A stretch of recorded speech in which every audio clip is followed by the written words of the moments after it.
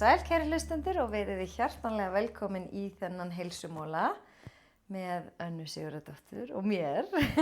Eina fyrir en alveg dásamlegt. Ég vona þess að ég er búin að hlusta á viðtalið okkar þörfina fyrir að hafa stjórn og síðan triggera.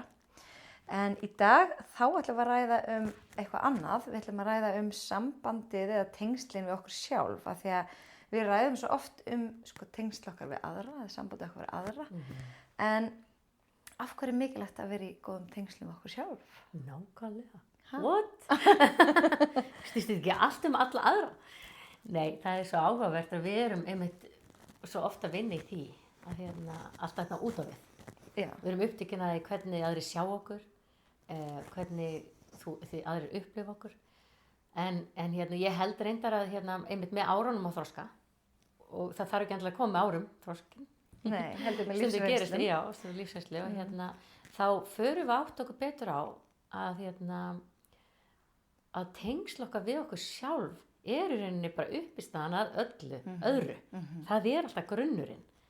Og þetta minnir mér svolítið á einmitt maður sem alltaf sagt í flugvélunum, settu súrefnisgrímuna fyrst að þig að hún setur hana á barnið. Akkurat. En ég tótt á mér hversu oft hefur maður einmitt klikkað á þessu, og bara í hraða leiksins eða hita leiksins hefur maður einmitt rifið sig í því að fórna heilsunni fyrir aðra, fórna eigin líðan þörfum fyrir aðra eða einhver verkefni fyrir aðra.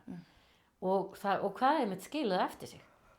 Það skilur eftir sig þennan skort í rauninni að við getum í rauninni, ef það er endurtekið, þá sitjum við uppi með það að skerta getu. Já.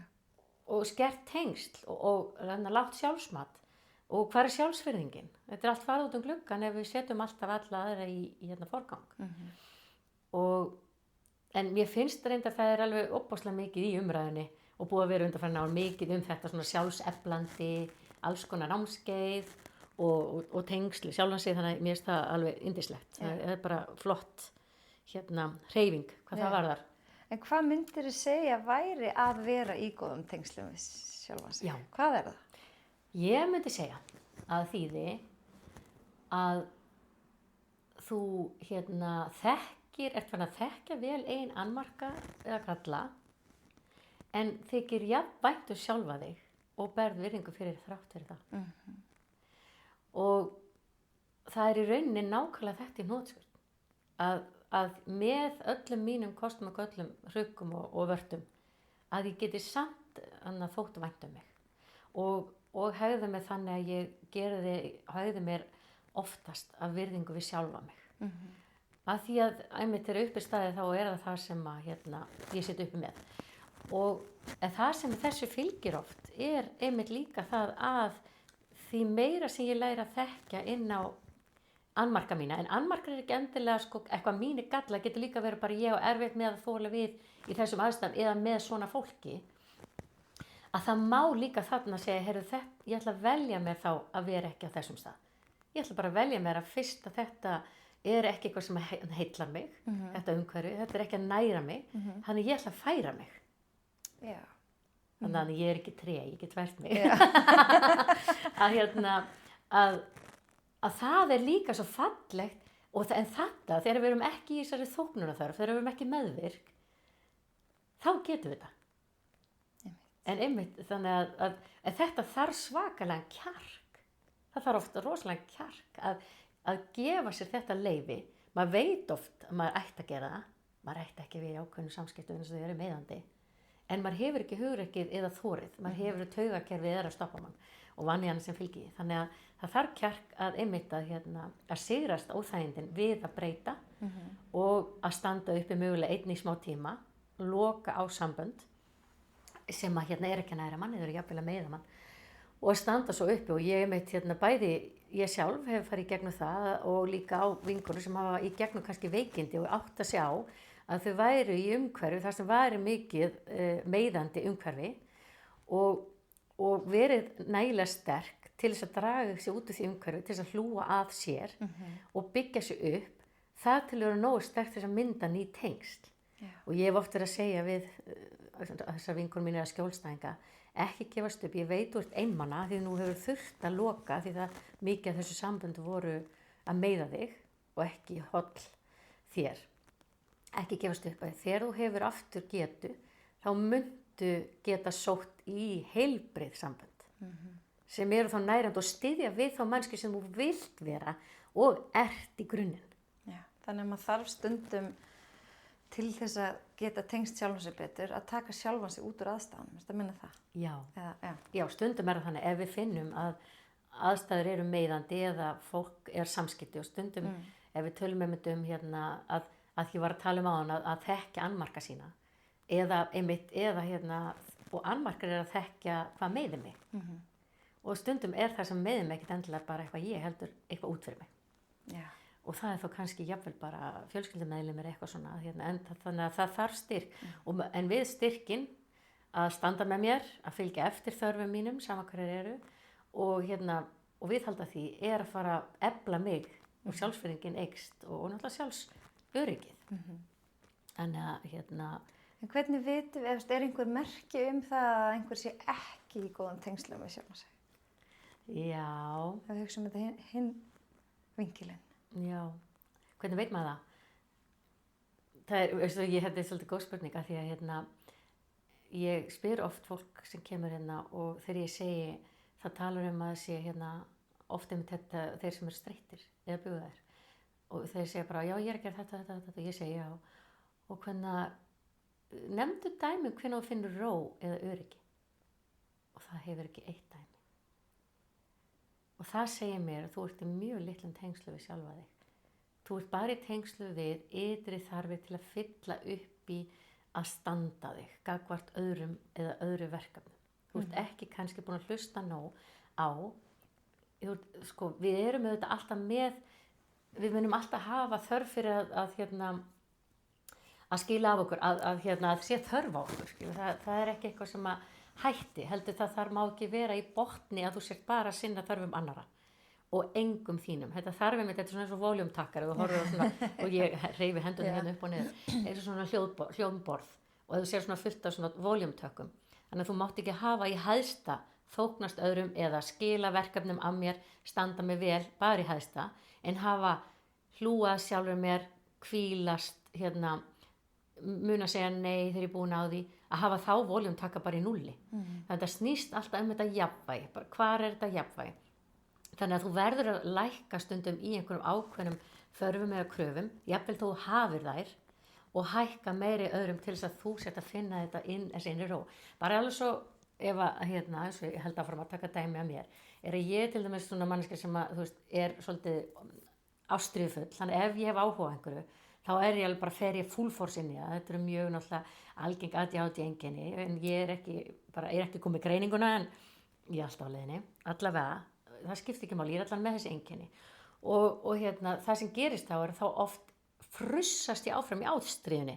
Þannig ég bara botna þann takka í botn, bara ástríða, en ástríða fylgir að ég gleymi einmitt á tímabilum og er orðið miklu betri í því í dag af því ég lendi náttúrulega í heilsuveikindum að það gerðist þannig að ég bara notaði ástríðuna í allt, þannig að ég kýldi þann takka bara í botn og ég leiði ástríðuna að stýra öllu sem ég gerði en undirliggjandi undir ástríðuna sem ég fattaði ekki var líka þörfin fyrir viðurkenningu.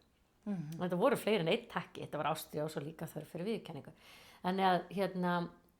Þannig ég var að ganga frá sjálfur mér þótt að ég sagði bara, nei, mér finnst svo gaman og já, mér fannst það gaman allan tíman en ég var að dreina svo mikið orkubyrðina mínar að ég var ekki að hlaða eða hlúa að mér annan hátt en það fannst mér það ekki þessi virði að því ég var ekki nóg mikið virði að hlúa að mér.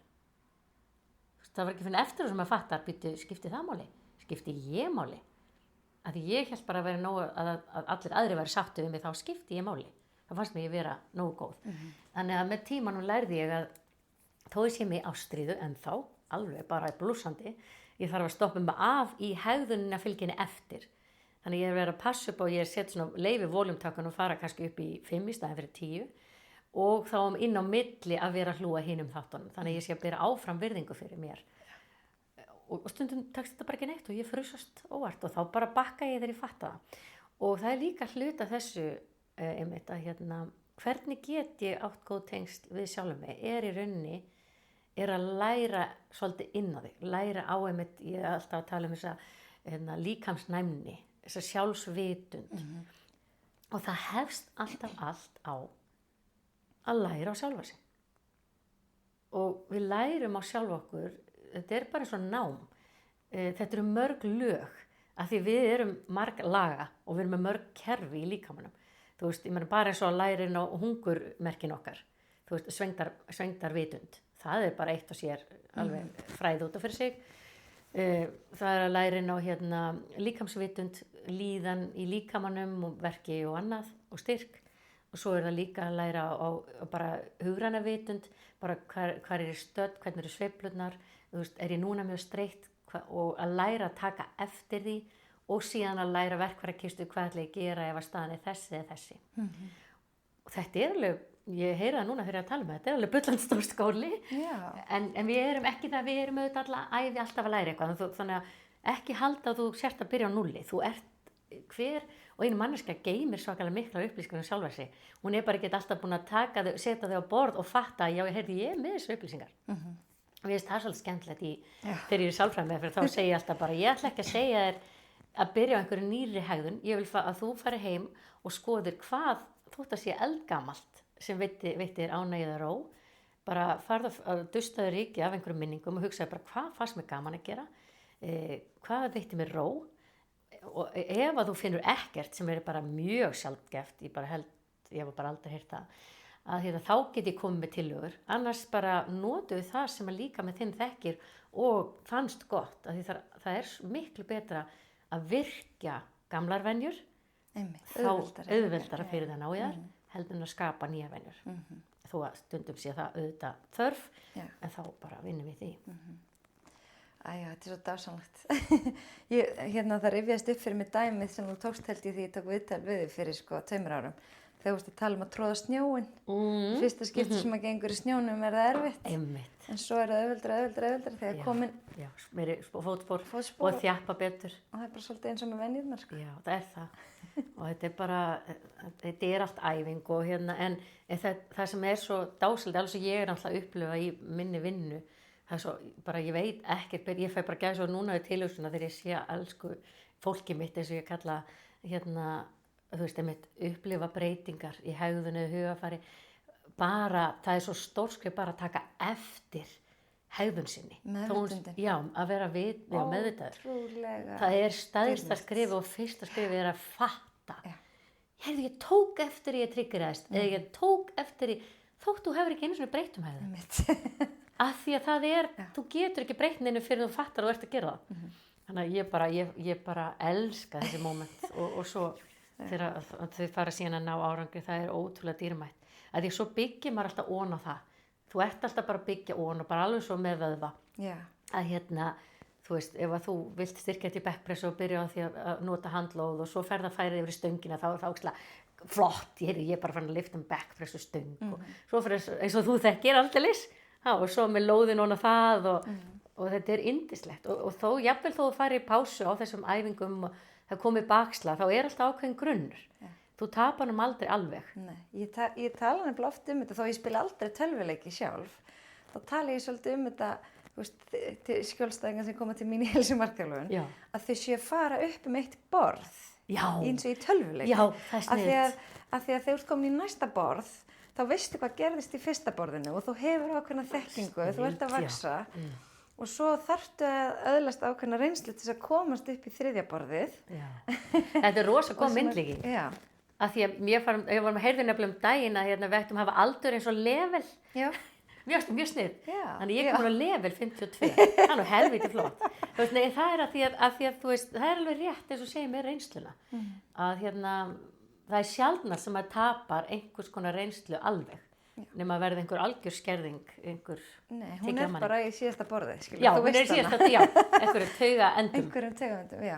En mér finnst það líka að hjálpa mér og mér fannst þetta með meðvitundina, þú veist, það er ekki bara fyrir á þessu ári sem að ég, 45 ára, bara meðvitundin, þetta er það sem að, og það er það sem að, sko, maður er alltaf búin að tala um sjálfsvinnu, vinna í sjálfum sér, læra sjálfum sig. Það gerist risastórt skref þegar þú fattar að meðvitundin og athygllin skipta öllu máli. Það er bara númer 1, 2, 3. Það er hvar hún er. Þannig að þú veist, í rauninni verður ekkert upphaf nema athygli sé á þeim stað sem allar hafa hana. Þess vegna er svo, þetta bara að tala eitthvað og síðan dettur og eru hugaðir. Þess vegna segjum við ofta, ef við ætlar að breyta hegðun, sem þú ert að kenna líka, er að ég segi oft að stiltu, eða annarkvort taktu frá tíma í dagbókinni, það sem hún skrifa bara, ég ætla að veita þessu athygli í 5 mínútur. Af því að athygli mun ekki endilega koma sérstaklega út ekki búin að temja hana. Eins og við tölum í einu þætti, þess að þú talaður að þú varst búin að vera iðkita, þá fór það að virkast meira. Já, en ef þú byrjar að gæfa það, þá virkast ekki meira. Þú verður að byrja einhvers staðar. Þú veist, þannig að það er alltaf upphaf alls. Það er að velja það að setja athygli á eitthvað. Það er upphafið og síðan getur þau aukið þá tíðni. Vá, við erum komin langt, ekki kannski út fyrir efni. Þetta skiptir náttúrulega allt svo miklu máli. Þetta er nátengt þessu. En kannski ein spurning sem að ég man þú kastaðir einhvern tímann til mín þegar við vorum að ræða hvað við getum rætt af hverju upplifum við stundum að við séum búin að týna okkur? Já, einmitt. Hefurðu 2 tíma? Nei. Oft er það þannig að einhver lífsviðburður sem að veldur því að við upplifum breytingu á hver við erum. Þetta getur verið bara til dæmis uppsögn í vinnu, þetta getur verið heilsubrestur, þetta getur verið áfall, sorg og missir hvað sem er. Þetta er rauninni bara einhver stór viðburður sem að skiptir sköpum fyrir okkur sem manneskjur. Og við tengjum við að sé svo stór hluta sjálfsmyndinni. Og oft er þetta að maður fannst það ekkert fyrir, maður er ekkert að pæli því fyrir. Að þetta bara einhvern veginn sjálfgefið. Að þetta var öruggt. En þegar þetta er kippt undan okkur þá allt í einu bara hrynur spilaborgin og maður situr upplifið sig þannig að maður situr uppi sem enginn. Ég er ekkert. Eða hver er ég? Allavega með spurninguna hver er ég nú? Af því að við vorum kannski búin að skilgreina okkur sem eitthvað X. Já. Starfið okkar eða mamma. Ég er rekstrarhagfræðingur. Þannig ef ég missi starfið, hver er ég þá? Já. Ég er móðir. Sko, og einmitt þetta er líka bara eins og með breytingar á tímabilum lífi. Þannig að ef öll börnin flytja út, hver er ég þá og hver er þá líka tilgangurinn? Það er það sem er svo oft svo ógnvekjandi og verður þetta svona svolítið stóra áfall hver er þá tilgangurinn? Ef ég missi starfið mitt og ég er ekki neitt eða upplifum mig, ég veit ekki hver ég er, hver er þá tilgangurinn með lífinu? Og eins með heilsubrest, ég get ekki staðið undir því sem ég finnst ég að standa undir, ég get ekki lengur borða ábyrgð á að koma inn með fjármagn, ég get ekki borða ábyrgð á mæti vinnu, vera samfélagslegur þegn og þetta getur oft ítt undir það er ekki allir sem upplifa en þetta er allavega svona aðstæður sem að fólk getur upplifað að það týnir sjálfur sér og upplifir þetta já, bara veit ekki hver það er og þetta er bara í rauninni óbáslega þetta er svona já, bara mikið áfall og það þarf að byggja alveg upp aftur þessa sjálfsmynd, það þarf að raða saman púslunum eða brotunum og ég hef notað hana myndlíkinguna með hana brotna bollan, það er japansk myndlíking brotin bolla sem verður límdi saman með gyllingu og mér finnst það svo opaslega falleg myndlíking. Reynda kom ný myndlíking daginn svo geggjur. Það var að þú værir þú værir ekki brotin, þannig að þó brotni, spegilbrotni, heldur límur hann saman í diskokúlu. Þannig að þú er bara diskokúla. Að því það er svona brot. Já. Veist það líka með það? Diskokúla. En þannig að það sem þarf að gera er að maður þarf í rauninni að upplifa, maður upplifir svolítið svona fjarlæg líka við gamla sjálfi sitt. Það veldur líka svona ógnvekjandi upplifun, bara að ég er ekki lengur sjálf og hver er ég þá og það getur náttúrulega haft mikil áhrif á líka hvernig ég nálgast þá alla sem voru í lífi mínu. Þegar mér finnst ég ekki verið ég, að því ég er kannski líka þarna föst í upplifunum vanlíðunar. Þannig að öll mín innri veröld er kannski þunglyndi, brotið sjálfsmynd, niðurrifshugsanir og sjálfsásakanir. Þannig að ég finn enga veginn þann hlut af mér sem var kannski svo sem var með viskuna, húmorinn, gat leyst úr verkefnum. Þannig að ef ég fer að hitta þig þegar ég upplif mig í svona ástandi, þá finnst mér ég ekki geta hitt þig, því ég ekki lengur, ég bara finn ekki hinn hlutan í mér. Og þarna þurfa að fá aðstoð með átt okkur á að við erum þannig ennþá, við erum bara, þetta eins og við erum með gleru með móðu. Já. Við sjáum ekki að hinni brotnu hlutanir okkar, þeir liggja bara á víð og dreif við hliðina á okkur. Þeir ekki farnir, þeir ekki horfnir. Það bara bil á milli brotana að því að það var þarna áfall.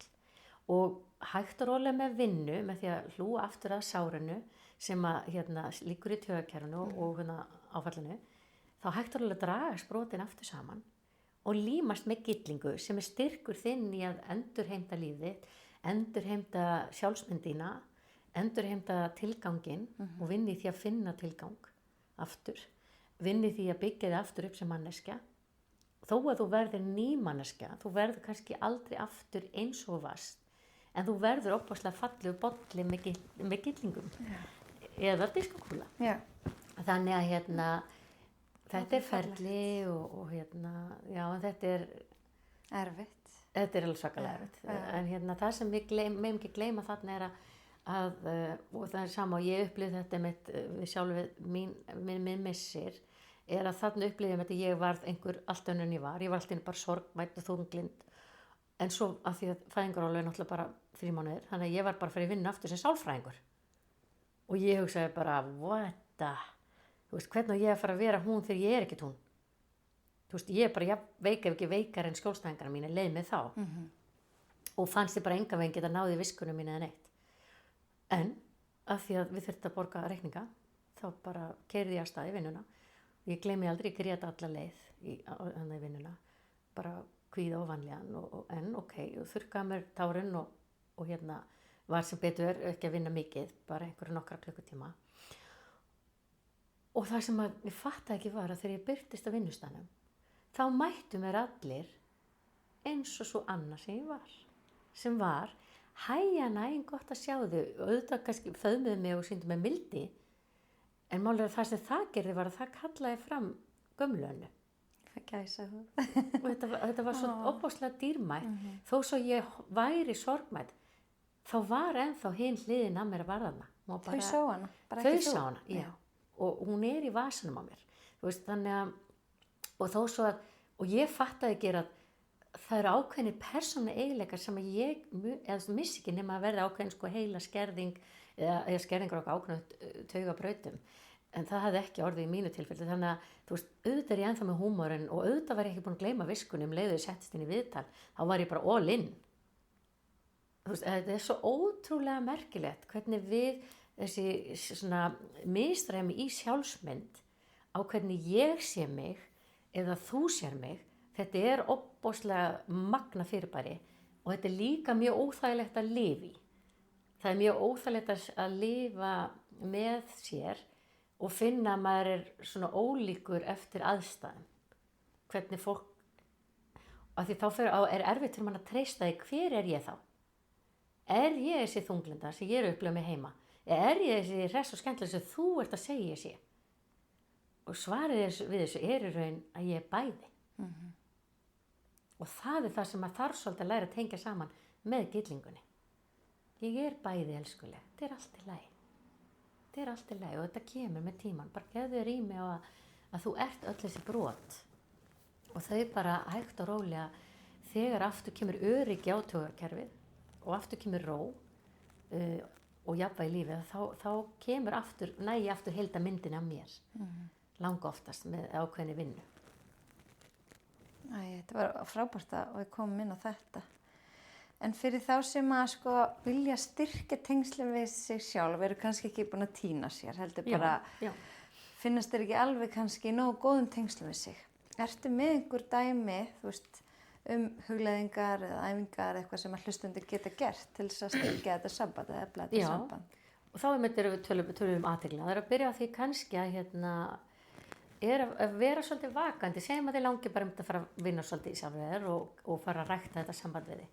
þá fyrsta að veita athygli og til dæmis þú getur bara skrifað á kvöldin, bara punkta niður í hvort sem í nóts eða blað við náttborðið, bara til dæmis taka eftir bara einhverjum ákveðnum litlum merkjum í til dæmis bara því að punkta niður hvað gerði ég, sagði ég eða hugsaði ég í dag sem var jákvætt og uppbyggilegt fyrir mig sem persónu.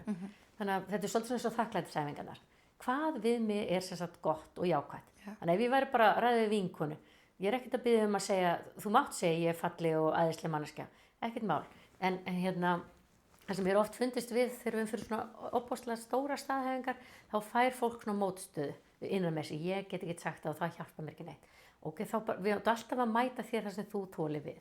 Þannig að til dæmis bara að segja bara, ég ánægð með hvernig ég tæklaði samtalið í dag við hana Guðrúnu, að því mér fannst hún stuða mig og ég var stolt af því hvernig ég höndlaði mig. Jafnvel þó ég hafi kannski frosið, þá var ég allavega kurteis. Ok, flott, punktur fyrir mig. Þannig að þú ert að veita athygli því sem gott og hjálplegt í þínu fari, að því það styður þig líka í að halda því áfram. Þannig að veita athygli á eitthvað sem jákvætt og gott. Ekki bara hverju þarf ég að breyta, heldur hvað vil ég auka. Og síðan kannski að farða að taka eftir, og mér varst svolítið gott, þetta var nú sagt um mig þegar ég var 19 ára, að sjá hvað maður er búin að læra alla ævi, það var fyrsti sálfræðingur sem ég fór til, og þá var ég, því ég hef alltaf verið með svo harða gagnrýna, sjálfsgagnrýni, og þá sagði hann, farðu nú að takt eftir þegar þú talar neikvætt þig, og segðu uppátt. Og ég út af mig maður kom brá. Það sem ég var að segja skelfilega hluti við mig. Og það var svakalega hafði mikil áhrif á mig. Af því það eiginlega, ég var sjokkeru sko. Ég bara var orðlaus hvað ég sagði svakalega ljóta hluti við mig. Og það olli því að þegar ég veitti því athygli, að þá sjokkeraði það mig sjálfa og maður hugsaði bara, vá, ég myndi bara aldrei tala svona við neitt, ég myndi aldrei voga mér að tala svona við neitt. Og ég ger þetta ennþá í dag, ég noti þetta ennþá í dag. Í dag mælum við oft með annarkvort sem þú tala við þig upphátt, segir upphátt, eða skrifið það niður. Til þess að þetta sé bara út fyrir þig, að því að við hugsum svo hratt, að við föttum ekki alltaf til fulls hvað við erum að segja ljóta hluti. En ef þú þarft að segja upphátt, þá heyrur það, þá ertu komið aðra skynjun, eða ef þú skrifir það, þá sérðu það, og náttúrulega ert að skrifa það. Þannig að það er líka að punkta niður, og síðan að þegar þú ert búin að þessu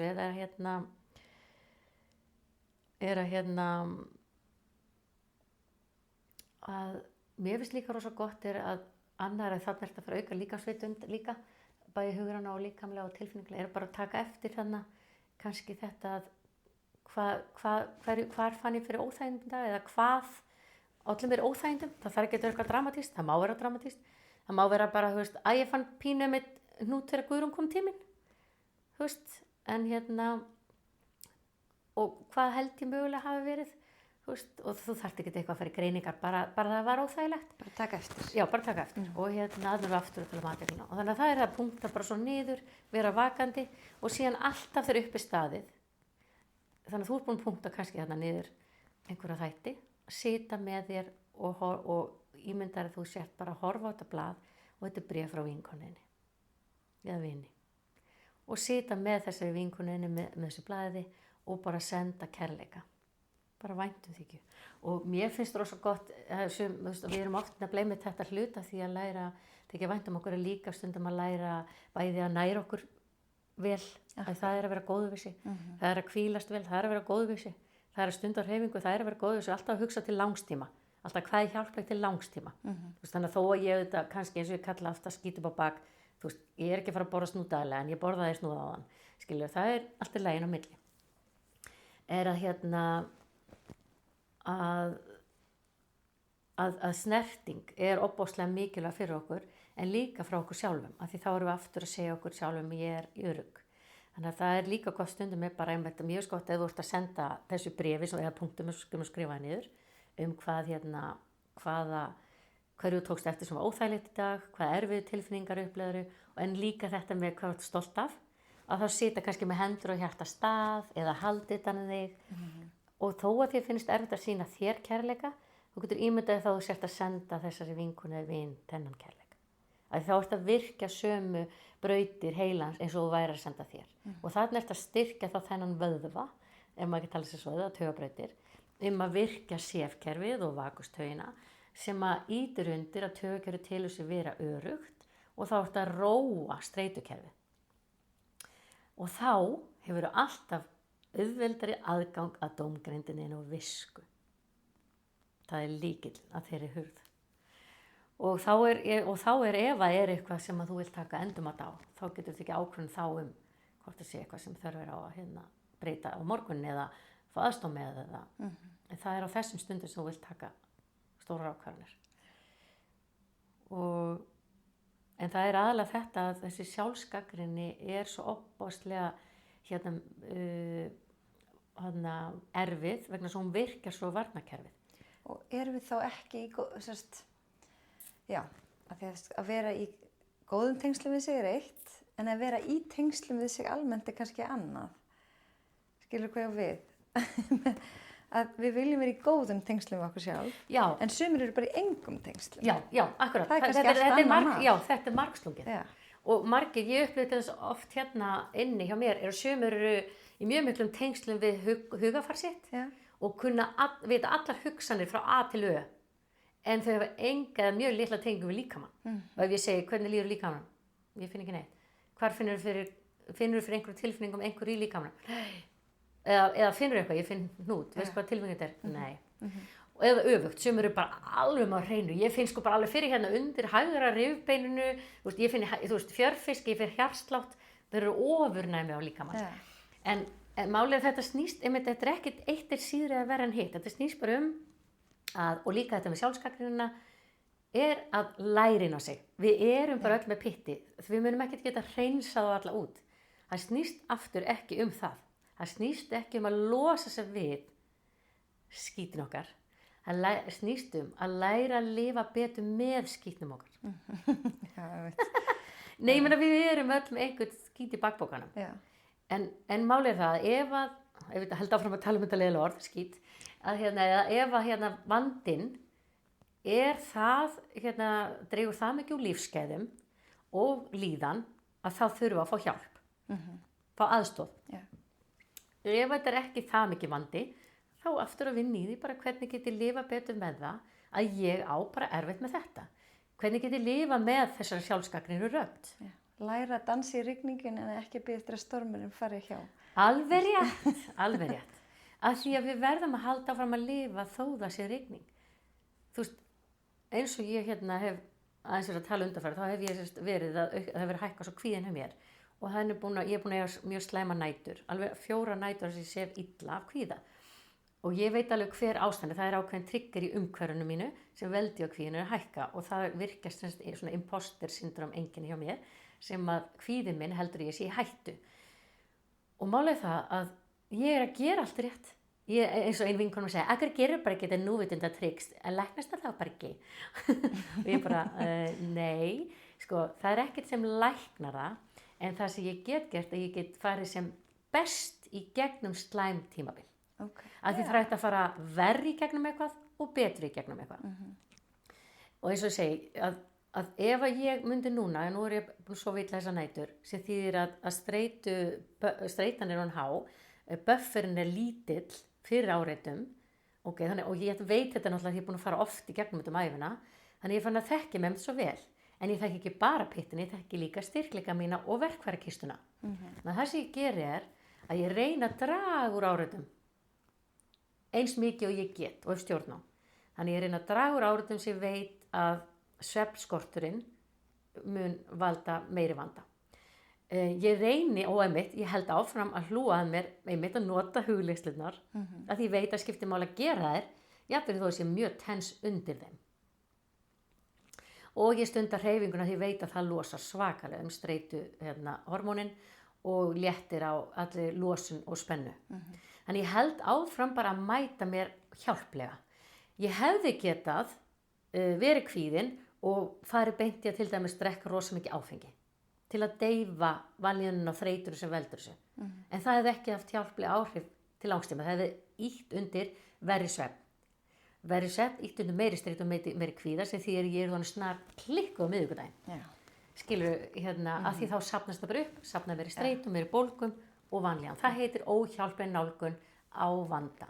Og flótti frá vandamálum. Já, ræðilega, maður reyna að fresta en í leiðinni eykst hann. Þannig að það eins og segja bara, við erum öll með einhver annmarka, við þurfum ekki að elska þá, við þurfum það ekki, en það geta alveg komið tímabil þar sem við lærum að þykja vænt þá, alveg svo mér þykir vænt hana litlu kvíðnu Önnu sem kemur og heldur að ég sé náttúrulega skelfilega, heimsk og vitlaus og allir muni fatta það, en ég er farin að geta mætt henni að væntum þykju og bara ég má alltaf vorkinni fyrir óttan, en auðvitað ángra hún mig alveg stundum. Það ángra mig alveg, hún sé að birtast, taka svona yfir og þá stundum auðvitað finn ég alveg þólan ekki, en ég veit að ég get ekki unni með hana ef ég ætla ekki að þóla hana.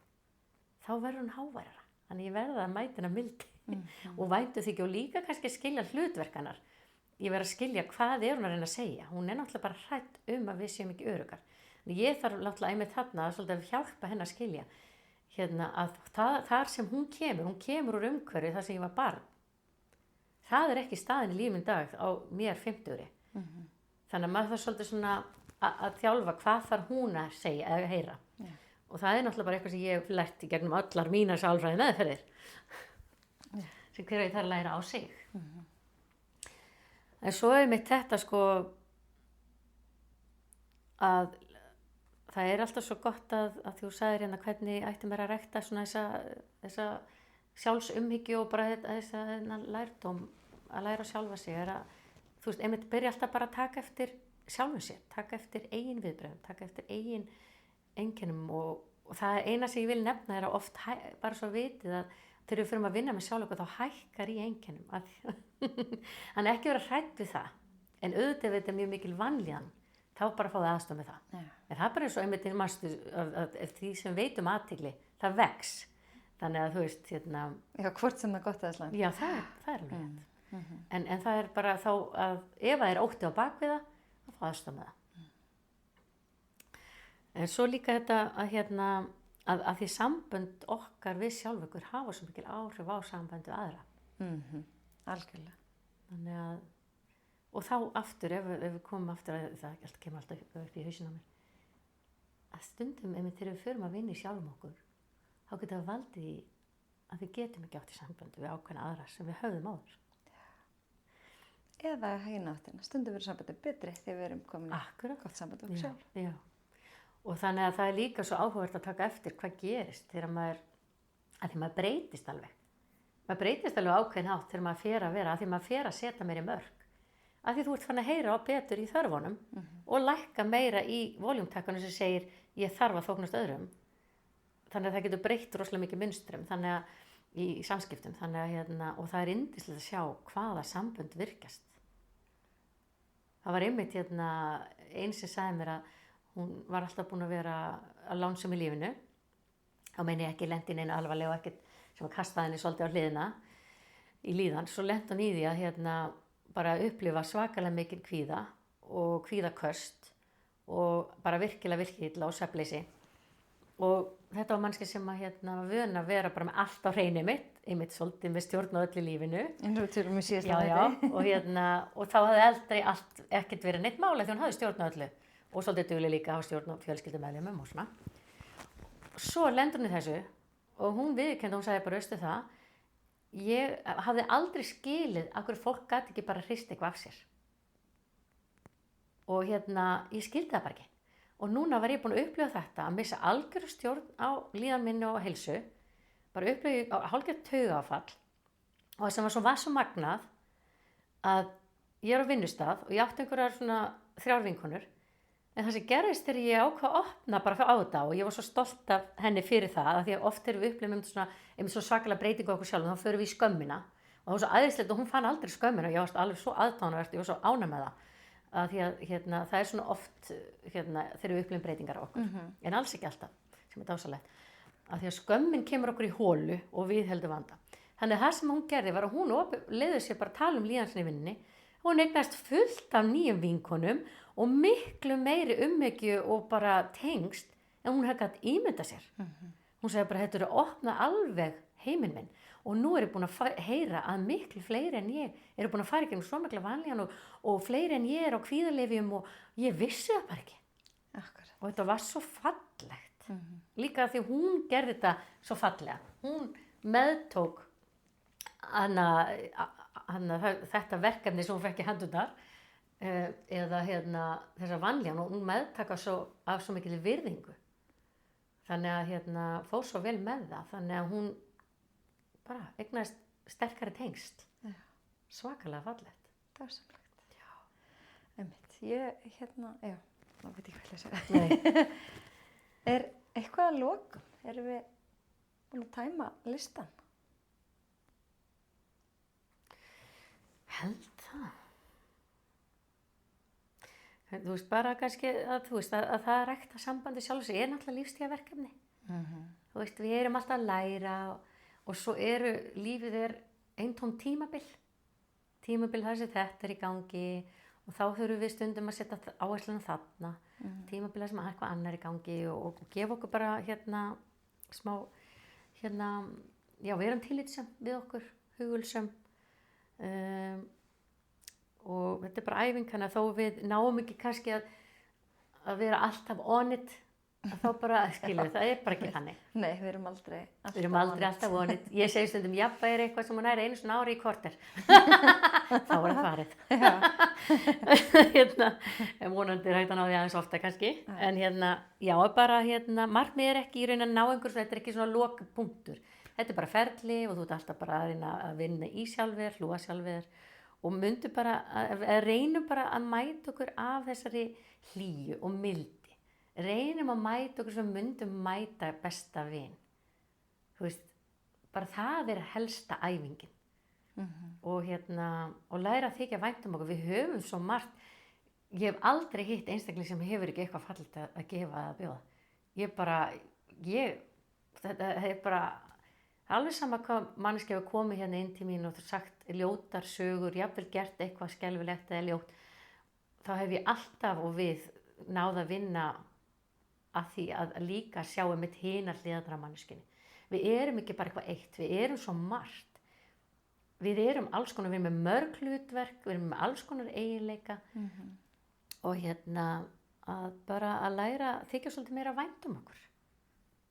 Eins og við erum, bara með alls konar annmörkum. Já, bara vera vinna að því að finna fyrir öryggi í okkur sjálfum eins og við erum. Og miklu meira að horfa á hvað hef ég sem gott heldur en að hugsa hverju þarf að breyta. Dásamlegt. Ég held að séum með þetta. Eða ekki það. Við erum átta svo þreytar. Þú ert alltaf með þig. Já. Það er rosalegt. Heyrðu, þá bara,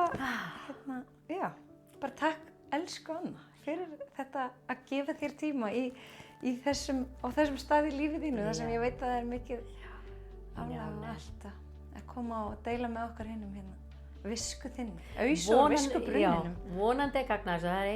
Það er tilgangur minns lífs, finnst mér, eða lífs minns.